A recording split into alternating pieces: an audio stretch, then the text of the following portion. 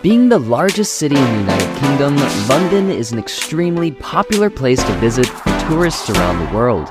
In 2023, over 19 million tourists visited London, and that number is expected to grow this year as well. Considering this popularity, various factors come into play when determining the best time to plan a trip to the city. The peak tourist season in London typically occurs in the late spring to summer months when temperatures are at their highest. However, during this period, expect crowds of tourists and elevated prices for flights, hotels, and Airbnbs, along with limited availability. To avoid the crowds and high costs, a more favorable time to visit is from March through May and September to October. These periods offer milder temperatures, smaller crowds, and generally lower prices. For budget-conscious travelers, January, February, or November during the off-season presents an opportunity to save with the lowest yearly prices. Keep in mind that visiting during these months requires packing warm clothes. Regardless of when you decide to go, it's advisable to bring an umbrella as London experiences steady rainfall throughout the year, with the highest levels during the winter months. When trying to book a flight into London, you'll probably realize that there's multiple airports to choose from. Given how large London is, they actually have 6 different international airports scattered across the city. The largest and most common one to fly into is London Heathrow, airport code LHR. Despite all of them being pretty far away from the center of London, they do have direct train, tube, and bus lines that run to and from the airports. In the video description below, I'll put a link to this government transport site, which provides all the options of transportation for each of their airports. Referencing the site will ensure you know exactly where you need to go once you land. When deciding where to stay in the city, opting for a location near central London is ideal. Neighborhoods like Soho, West End, and Mayfair are centrally located and close to everything, but tend to be more expensive and popular. For those of you on a budget, exploring options outside of central London is the better choice. Doing so allows you to save money, and you can easily jump on a train or bus to quickly travel to central London and explore. Consider areas like Kensington, north of Soho, or south of the river towards Brixton. And of course, when searching for places to stay, I always recommend using the following resources: Airbnb, hotels, Booking, and Hostelworld. I always reference each of these options to ensure I find the best place possible at the best price. London truly has an endless variety of attractions to see for all types of visitors. If you're looking for some inspiration on things to do, here's some of our favorite places we visited during our last trip. Up first on the list is Big Ben. The Big Ben Clock Tower is one of London's most iconic landmarks, situated at the Houses of Parliament. In 2012, the structure was renamed to the Elizabeth Tower in honor of Queen Elizabeth II during her Diamond Jubilee year, marking 60 years of her reign. The commonly known nickname Big Ben is not actually referring to the clock tower, but to the enormous 13-ton bell housed inside. While they do offer tours to climb the 334 steps, these are only limited to UK residents and are often booked out many months in advance. Also, at the top of each hour, you can hear the clock tower's bell chiming, so make sure to time your visit.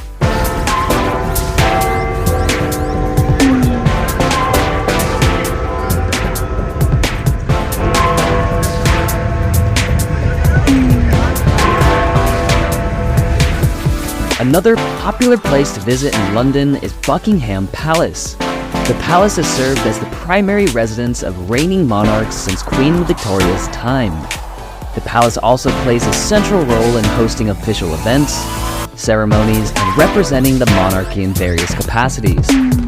Parts of the palace are open to the public, typically during summer months, while the king or queen is away at their official residence in Scotland, known as the Palace of Holyrood House. If you haven't seen it yet, be sure to take a look at our latest video showcasing Scotland, which features the Palace of Holyrood House in Edinburgh. In the immediate vicinity of the palace, you can easily visit a few more places on our list of best things to do. Right across from the palace, you'll find the Victoria Memorial. This is a beautiful structure that was built between 1906 and 1924. The memorial features a large fountain and is crafted from white marble, featuring a golden statue of Queen Victoria.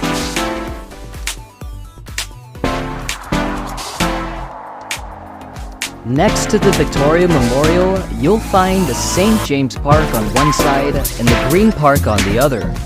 Both of these parks are fantastic spots to hang out and have lots of shaded areas. St. James Park even has some handy public restrooms and a food stand where you can grab a coffee or snack.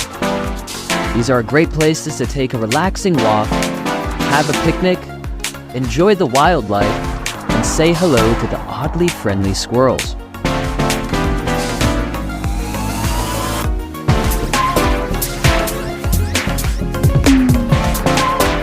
The next place I'd like to mention on our list of best things to do in London is to make a visit to Westminster Abbey.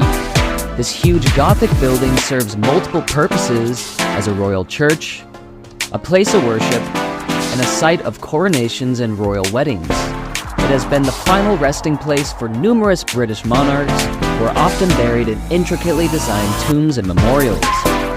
Inside, you'll also visit the renowned Maria Chapel, which is this beautiful room that serves as the burial place for Queen Mary I and II. Pro tip, make sure to buy your tickets online ahead of time, as the waiting queue to buy tickets in person is very, very long.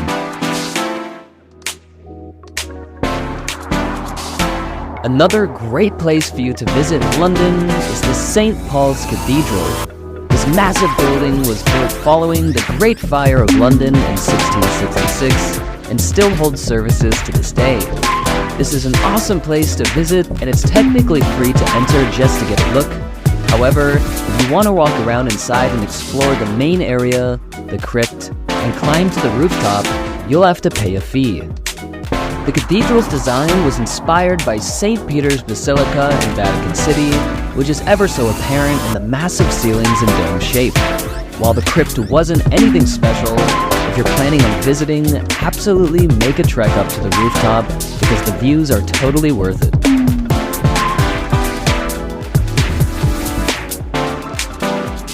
Up next on our list is the famous Tower Bridge. This is one of the most globally recognized landmarks and is an iconic symbol of London, which connects the borough of Tower Hamlets to the City of London. The bridge was completed in 1894 and is even equipped with a raising mechanism to allow boats to pass by. On the bridge, you can also stop by the office and pay to climb up to the top-level walkways to get a better view of the city and explore the other exhibits inside. Right across from the Tower Bridge, you'll find the Tower of London. This historical fortress dates back to the 11th century and was built by William the Conqueror. Since then, it has served as a royal palace, prison, and a royal treasury. Today, you can enter and walk around the walls and different areas of the fortress, exploring the many different museums and exhibits.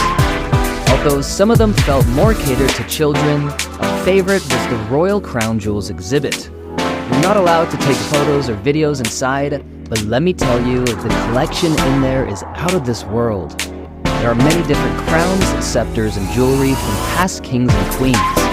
Inside, they also have on display the Cullinan 1 and Cullinan 2 diamonds, which are the two largest colorless cut diamonds in the world, with a combined weight of just under 850 carats. These are found in the Sovereign Scepter with cross, in the Imperial State Crown. This exhibit is hands down worth a visit to the Tower of London, even if you don't explore anything else within the fortress. Tickets can be bought in person right across from the entrance at the ticket offices for £33.6 British. If you're planning to visit London, another great place to visit is the London Eye. Also known as the Millennium Wheel, this 443-foot Ferris wheel is one of the largest in the world. The ride itself takes approximately 30 minutes and has plenty of space inside each of the observational pods to walk around and get a view of the city. The London Eye Ferris wheel is the #1 most visited attraction in all of London.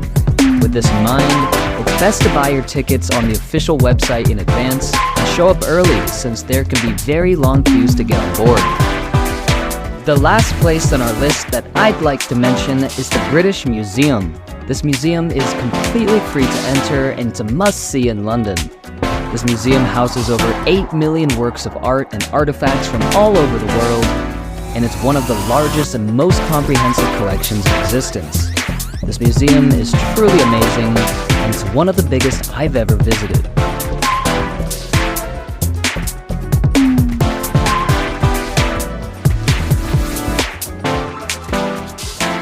Before visiting London, if you're planning on exploring as much of the city as possible, there's a few tips you should know in advance to save money.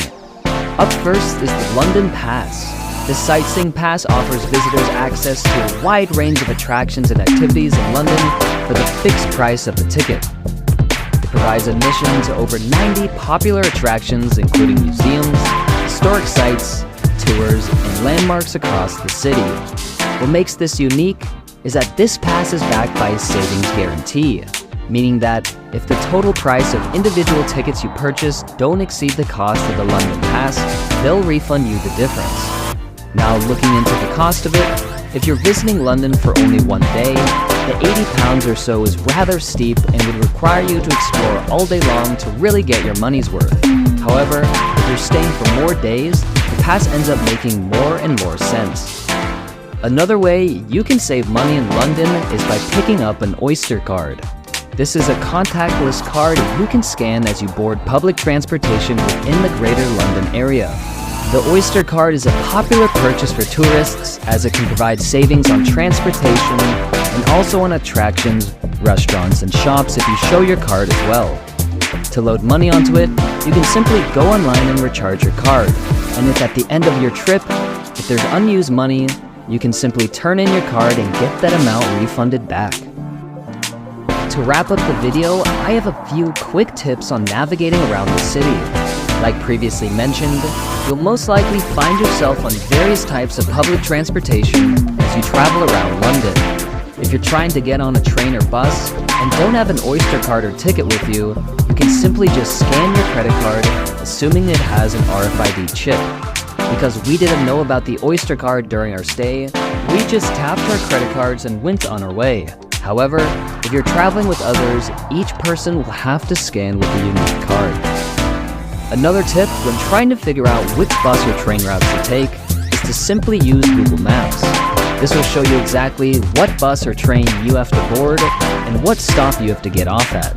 It also shows the stops in between, so you can keep track of exactly where you are and how many stops you have left. While trains usually come and go frequently and on time, we found that sometimes the time displayed on Google Maps wasn't correct for buses, as oftentimes buses do run into traffic and come late. So if you're trying to arrive to, say, a dinner or an event on time, do take this into consideration and maybe leave earlier or try a taxi or an Uber instead. The final tip I have for you is that when trying to take the underground trains, make sure you have the exact route pulled up on Google Maps before going down into the train station. Since they're deep underground, there will be zero reception despite having SIM cards. This will prevent you from potentially missing your train because you are trying to decipher the complex train route maps found on the wall. This happened to us on more than one occasion, so it's best to have it up ahead of time to avoid any stress. A special thanks to everyone who has made it to the end of this video. I hope this guide on visiting London, England helps you in one way or another to plan your next trip to the UK. Please feel free to leave any questions or thoughts in the comment section below, and I'll address them as soon as possible. Also, don't forget to hit the thumbs up button and subscribe if you haven't done so already. Doing so really helps our small channel grow and allows these types of videos to be shared with fellow travelers. So thanks again for tuning in to another video brought to you by yours truly, Backpack Gringo.